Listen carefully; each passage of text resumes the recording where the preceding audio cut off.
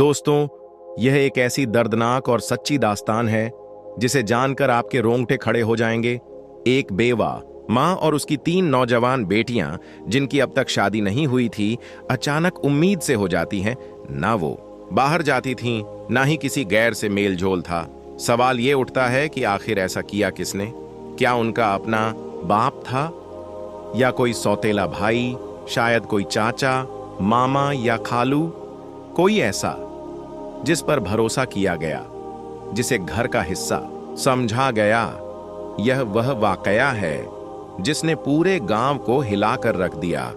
जब सच सामने आया, इस कहानी का मरकज है एक गरीब औरत, बीबी सकीना। उसका पहला शौहर बरसों पहले चल बसा था। उससे एक बेटा था, राशिद, जो दूसरी शादी के बाद भी उसी के साथ रहा। फिर बीबी सकीना ने दूसरा निकाह किया, जिससे 6 बेटियां हुईं।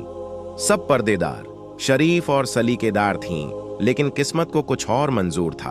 उसका दूसरा शौहर भी ज्यादा दिन जिंदा न रहा सका और वह दोबारा बेवा हो गई। बीबी सकीना मेहनत मजदूरी करके, लोगों के घर बर्तन मांज कर, झाड़ू पोंछा कर बच्चों का पेट पालती रही। राशिद, जो उसका सौतेला बेटा था, शुरू से ही उसी घर में रह रहा था। सभी बेटियां उसे अपना भाई समझती थीं। सब कुछ खामोशी से चलता रहा, जब तक कि एक दिन एक ऐसा तूफान नहीं आया जिसने बीबी सकीना की जिंदगी को हिलाकर रख दिया। सबसे बड़ी बेटी फातिमा की तबीयत बिगड़ने लगी। कमजोरी, चक्कर, उल्टियां। पहले तो बीबी सकीना को लगा मामूली बुखार होगा, लेकिन हालत और बिगड़ी तो वह उसे शफ़ाखाना बिलाल ले गई। डॉक्टर ने मुआयना किया और कहा, आपकी बेटी उम्मीद से है। यह सुनते ही बीबी सकीना को जैसे सांप सूंघ गया। बेटी बिन ब्याही थी, पर्दे में रहती थी, तो फिर यह सब कैसे हो गया? कब, किसने, क्यों किया? बीबी सकीना सदमे में चली गई। उसने पहले तो फातिमा को डांटा, चीखा, मगर जब बेटी रोते हुए बस यही कहती रही, अम्मी, मुझे कुछ नहीं पता, मैंने किसी को देखा तक नहीं, खुदा की कसम, तो बीबी सकीना का दिल टुकड़े टुकड़े हो गया। एक माँ सब समझ जाती है, और बीबी सकीना जान गई कि उसकी बेटी झूठ नहीं बोल रही। मगर गम यहीं खत्म नहीं हुआ। कुछ ही दिनों में दूसरी और फिर तीसरी बेटी भी वही हाल ले आई, उम्मीद से, और उन दोनों की भी वही कहानी, वही अल्फाज। हमें कुछ याद नहीं, हमें नहीं पता क्या हुआ। यह सब सुनकर बीबी सकीना अंदर से पूरी तरह टूट गई। वो कई दिन तक गुमसुम रोती रही, सोचती रही, पर कोई जवाब नहीं मिला। फिर एक दिन हिम्मत जुटाकर वो इंसाफ की तलाश में दारुस्सलाम की सल्तनत के बादशाह सुल्तान सुलेमान शाह के दरबार जा पहुंची। दरबार सजा हुआ था। बादशाह तख्त पर बैठा लोगों की फरियादें सुन रहा था। उसी वक्त बीबी सकीना दरबार के दरवाजे से दाखिल हुई। चेहरा आंसुओं से भीगा हुआ, पांव नंगे, और आंखों में बस एक सवाल, मुझे इंसाफ कब मिलेगा? बादशाह ने उसकी तरफ देखा और पूछा गया, मां जी, आप क्यों रो रही हैं? क्या तकलीफ है आपको? बीबी सकीना ने इधर उधर देखा, फिर खामोश हो गई। वजीर आगे बढ़ा और नरमी से बोला, अम्मा, आप दरबार में आई हैं, जबान खोलिए, बताइए क्या दुख है? बीबी सकीना बोली, बादशाह सलामत, मेरा गम ऐसा है कि सबके सामने कहूं तो कल मेरी झोपड़ी की दीवारें भी शर्म से कांप उठेंगी। मैं आपसे अकेले में बात करना चाहती हूं। बादशाह हैरान रह गया, मगर उस औरत की कांपती आवाज और दर्द भरे चेहरे को देखकर बोला, इस मां को मेरे खास कमरे में लाया जाए, मैं इसका दुख खुद सुनूंगा। 2 सिपाही बीबी सकीना को बादशाह के खास कमरे में ले गए। जैसे ही बीबी सकीना अंदर पहुंची, वह बादशाह के कदमों में गिर पड़ी, झाड़ू की तरह लिपट कर रोने लगी। बादशाह का दिल पसीज गया। उसने कहा, मां जी, अब आपकी फरियाद मेरी फरियाद है। जो हुआ सच सच बताओ। अगर मेरी सल्तनत में कोई दरिंदा छिपा है तो मैं उसे बेनकाब कर दूंगा, इसे इबरत का निशान बना दूंगा।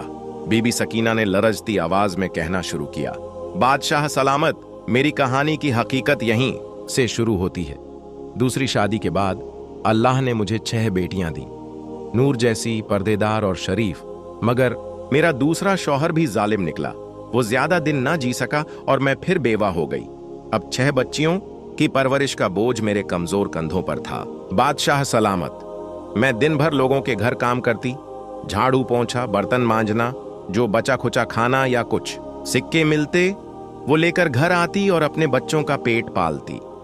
मेरी बेटियां बहुत शरीफ थीं, कभी अकेली बाहर नहीं निकली, सर पर दुपट्टा, निगाहें झुकी हुई, अदब से चलना और बैठना, यही हमारी परवरिश थी। बस इसी तरह जिंदगी गुजर रही थी कि एक दिन मेरी बड़ी बेटी फातिमा की तबीयत बिगड़ने लगी। कमजोरी, उल्टियां, चक्कर। मैं घबरा गई, उसे शहर के डॉक्टर के पास ले गई। डॉक्टर ने मुआयना किया और कहा, आपकी बेटी उम्मीद से है। यह सुनकर मेरे पैरों तले जमीन खिसक गई, मेरी आंखों से आंसू बहने लगे। बादशाह सलामत, मेरी बेटी की तो अब तक शादी भी नहीं हुई थी। मैं यकीन नहीं कर पा रही थी कि ऐसा कैसे हो गया। मैं उसे घर ले आई, गुस्से में थप्पड़ मारे, पूछा, यह किसका बच्चा है? मगर वो बस रोती रही, मेरे कदमों में गिरकर कहती रही, अम्मी मुझे कुछ नहीं मालूम, खुदा की कसम कहती थी, मैंने किसी को देखा तक नहीं, मैं तो कभी अकेली बाहर भी नहीं गई। बादशाह सलामत, वो मेरी बेटी थी, मैंने उसे जना पाला बड़ा किया। मैं उसकी आंखों में झूठ पहचान सकती हूं और मैं जान गई कि वह झूठ नहीं बोल रही थी। हमने खामोशी इख्तियार कर ली। बच्चा पैदा हुआ, हमने उसे सीने से लगा लिया, मगर कुछ ही महीने बीते थे कि मेरी दूसरी बेटी, फिर तीसरी बेटी, वही हाल, वही अल्फाज, वही दर्द। अम्मी हमें कुछ भी याद नहीं, खुदा की कसम हमें नहीं मालूम ये सब कैसे हुआ। अब मेरा सब्र जवाब दे गया था। मैं रातों को जागती, सोचती, रोती, मगर कोई सुराग ना मिला, ना कोई शक, ना कोई नाम सामने आया। घर में कोई आता नहीं था, ना दरवाजा खटकता था, ना बेटियां बाहर जाती थीं। फिर यह सब हो कैसे रहा था? मैंने अल्लाह से फरियाद की, या अल्लाह मुझे बता दे यह सब कौन कर रहा है, मगर कोई जवाब नहीं आया। अब मेरा सब्र लबरेज हो चुका है। अब मैं जानना चाहती हूं वह दरिंदा कौन है जो मेरी बच्चियों की मासूमियत लूटकर हर रात गायब हो जाता है। मुझे इंसाफ चाहिए बादशाह सलामत, मुझे इंसाफ चाहिए। यह कहते ही बीबी सकीना बादशाह के कदमों में गिर पड़ी। उसके आंसुओं में सारा दर्द बह रहा था। सुल्तान सुलेमान शाह का चेहरा सख्त हो गया। उसने तख्त से उठते हुए गहरी सांस ली और कहा, अब यह सिर्फ एक मां का मामला नहीं रहा, यह पूरी सल्तनत का सवाल बन चुका है। दरबार की हवा जैसे थम गई थी। बादशाह ने बीबी सकीना को देखा और कहा, अम्मा तुम अब आई हो। जब 3 बेटियों की जिंदगी तबाह हो चुकी है, तुम्हें उस वक्त आना चाहिए था जब पहली बेटी उम्मीद से हुई थी। अगर तुम उसी वक्त बता देती तो शायद बाकी दोनों बच्चियां बच जाती। मगर यह भी हकीकत है कि गरीब लोग अक्सर बदनामी के डर से चुप रह जाते हैं। अपनी बेटियों की इज्जत बचाने के लिए खुद के दिल पर जर फेर लेते हैं, और जब वही झर अंदर से काटने लगता है तो चीख निकलती है। अम्मा तुम भी उन्हीं में से हो जो देर से आती हैं, मगर खैर आ तो जाती हैं। बीबी सकीना ने शर्मिंदगी से नजरें झुका लीं, आंसू बहते हुए बोली, बादशाह सलामत, आप बिल्कुल ठीक फरमा रहे हैं। मुझे पहले आना चाहिए था, मगर अब जो हो गया सो हो गया। अब मैं सिर्फ यही चाहती हूं कि उस दरिंदे को पकड़ा जाए जो हमारी जिंदगी तबाह करके हर रात गायब हो जाता है। बादशाह सुलेमान शाह ने उसकी तरफ देखा। अब उसके सीने में गुस्सा और इंसाफ का जोश उबल रहा था। वो गरज कर बोला, अम्मा अब यह मामला तुम्हारा नहीं, यह मेरी सल्तनत का है। जब तक मैं जिंदा हूं किसी दरिंदे को यह इजाजत नहीं कि वह गरीब, लाचार और पाकीज़ा औरतों पर जुल्म करे और सजा से बच जाए। अगर मेरी सल्तनत में एक भी मां बेबस हो तो ऐसी सल्तनत पर लानत है। अब तुम जाओ, आराम करो। अब तुम्हारा दर्द मेरा दर्द है। बीबी सकीना चुपचाप अपनी चादर संभालती हुई भीगी आंखों से वहां से रवाना हो गई। बादशाह दरबार में तो लौट आया। बज़ाहिर लोगों की फरियादें सुनता रहा, मगर दिल और दिमाग सिर्फ एक ही सवाल में उलझा था। आखिर वह है कौन जो दिन में फरिश्ता बनकर घूमता है और रात को दरिंदा बनकर एक मां की 3 बेटियों की असमत लूट लेता है? बादशाह अपने कमरे में गया और तुरंत वजीर खास को बुलाया। वजीर ने बादशाह सुलेमान शाह के चेहरे पर परेशानी के साए देखे तो आगे बढ़कर अदब से पूछा, बादशाह सलामत, कौन सी बात है जो आपको इतनी तकलीफ दे रही है? बादशाह ने गुस्से से कहा, वजीर, मेरी सल्तनत में एक दरिंदा छिपा हुआ है। ऐसा गुनाह किया है उसने कि जमीन भी शर्म से कांप जाए। एक मां की 3 मासूम बेटियों को तबाह कर दिया गया है और वो मां आज मेरे दरबार में रोती रही। क्या यही है हमारे इंसाफ का मय्यार?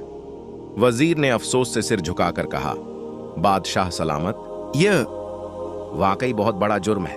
अब आप हुक्म दें, हमें क्या करना है? बादशाह ने फौरन कहा, मुझे यह जानना है कि वो कौन है, कब आता है, कैसे घर में दाखिल होता है। वो दीमक की तरह उस घर को अंदर से चाट रहा है। हमें उसे बेनकाब करना होगा और मिसाल बनाना होगा।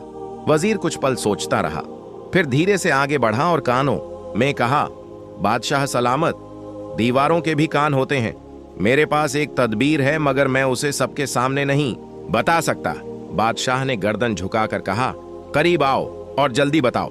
वजीर ने धीरे से बादशाह के कान में एक योजना बताई, एक ऐसा रास्ता जो चुपचाप जाल बिछाएगा और उसी की हरकतों में उसे फंसा देगा। बादशाह ने बिना देर की कहा, जाओ और फौरन अमल करो। उसी रात वजीर एक कुत्ते को लेकर बीबी सकीना के घर पहुंचा। उसने दरवाजा खटखटाया। बीबी सकीना ने खोला और हैरानी से बोली, वजीर साहब, आप इस वक्त? वजीर ने गंभीर लहजे में कहा, अम्मा, जो दुख आप बादशाह को सुना आई हैं, वो सुनकर वो सारी रात सो नहीं सके। अब हम उस दरिंदे को तलाश करेंगे, बस थोड़ा साथ चाहिए। बीबी सकीना ने वजीर के हाथ में बंधा कुत्ता देखा, हैरान होकर पूछा, वजीर साहब, ये कुत्ता क्यों लाए हैं? क्या करेंगे इसके साथ? वजीर ने नरम मगर ठोस आवाज में कहा, अम्मा, अंदर चलिए, सब समझा दूंगा। बीबी सकीना ने दरवाजा खोला। वजीर अंदर आया और बोला, आज रात हम इसी कुत्ते की मदद से उसे बेनकाब करेंगे। बस किसी को आवाज नहीं करनी है, जैसे कुछ हुआ ही नहीं। अगर हमारी चाल काम कर गई तो वो उसी वक्त पकड़ लिया जाएगा। वजीर ने कुत्ते को आंगन के कोने में बांधा, वहीं जगह जहां से छत से कोई उतर सकता था। फिर उसने बीबी सकीना और उसकी बेटियों को समझाया, आज रात कोई चीख नहीं निकालेगा, सिर्फ देखना है और सब्र करना है। जैसे ही वो अंदर आएगा, कुत्ता भौंक उठेगा और हमारे सिपाही हरकत में आ जाएंगे। उसने 2 मुहाफिजों को आदेश दिया कि वो आसपास छिपकर निगरानी करें। बीबी सकीना और उसकी बेटियों को तसल्ली देकर वो वापस महल गया और सीधा बादशाह सुलेमान शाह के सामने हाजिर हुआ। बादशाह ने पूछा, वजीर, जाल बिछाया गया, कुत्ता सही जगह बंधा? वजीर ने सिर झुकाकर कहा, जी बादशाह सलामत, सब वैसा ही किया है जैसा आपने चाहा था। अगर वो दरिंदा आज भी आया तो वो बचकर नहीं जा सकेगा। बादशाह ने लंबी सांस ली और कहा, वजीर, जब तक मैं उसे सजा ना दूं, नींद नहीं आएगी।